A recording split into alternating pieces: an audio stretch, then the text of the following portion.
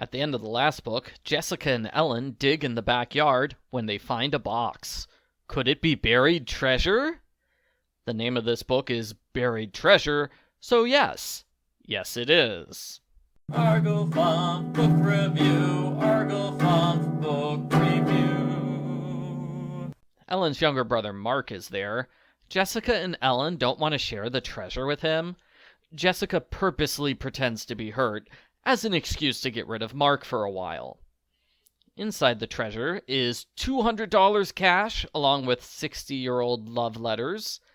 The money belongs to a woman named Jane, but the girls don't want to return the money or share it with Mark, so they lie to everybody and spend the money that's not theirs on a big shopping trip. Typical Jessica.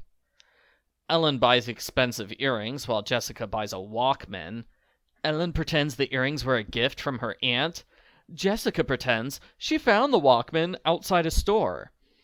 I'm surprised Elizabeth doesn't scold Jessica for not going inside the store to find the Walkman's owner. Elizabeth is running for class treasurer against a loser named Peter DeHaven.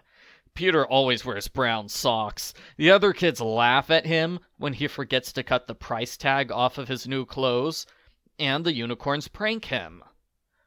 The class is selling candy bars to pay for a Disneyland trip. The teacher, Ms. Weiler, keeps the money inside her locker. When the money disappears, everyone starts looking at Amy, because she was the last student to see the money. Amy feels uncomfortable and angry. Mark overhears Jessica and Ellen talking about their money. He demands to have his fair share of the $200. When the parents come home, Ellen puts on an innocent act. She pretends she has no idea what Mark is talking about. The parents assume Mark is lying. That's some terrible parenting right there. Our son says his sister stole money? He must be lying for no reason. What a little brat. Elizabeth goes into Jessica's room to get a sweatshirt. She sees Jessica lied about finding the Walkman. Jessica lied about selling candy, and she lied about her new clothes. Elizabeth figures there must be a logical explanation, because Jessica would never lie about anything. Seriously? Elizabeth thinks Jessica never lies? Has she ever met Jessica before? Elizabeth questions Jessica, who continues to lie about everything. Elizabeth lets Jessica get away with her lies, even when Elizabeth catches her in a lie about where the Walkman was found. Amy tells everyone what happened. Elizabeth gets mad at Amy for spreading false rumors, but they're not rumors. Ellen and Jessica did lie to cover up the fact they bought expensive things at the same time the school money disappeared. That is a fact, which Elizabeth herself has verified. Elizabeth and Amy have a fight, and Amy goes off the deep end. She thinks, no, this is all part of Elizabeth's plan to steal my boyfriend. I'll make him jealous by spending all my time with Peter. I have no idea where Amy is getting these ideas. There is no need to start a love triangle because Jessica stole money. Amy becomes Peter's new campaign manager. She gives him a total makeover. Now he's rockin' Peter, the coolest kid in school. Jessica is too sad to do homework. She steals Elizabeth's homework and copies it. In doing so, she accidentally loses the only copy of Elizabeth's campaign speech. Elizabeth flubs her speech. Not that it matters. Peter's speech is an awesome song with dance moves. There's no way he's going to lose. Elizabeth yells at Jessica, which convinces Jessica to tell the truth. It's kind of sweet that this is what pushes Jessica over the edge. She really does care about her sister. Oops, we're at the ending. Time to wrap this up. Amy and Elizabeth are accidentally locked in a supply closet together, which forces them to talk to each other again. Amy apologizes for her behavior, and they become best friends again.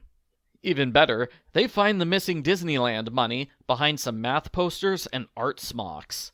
Ms. Weiler must have put the money here by accident. What the heck, Ms. Weiler?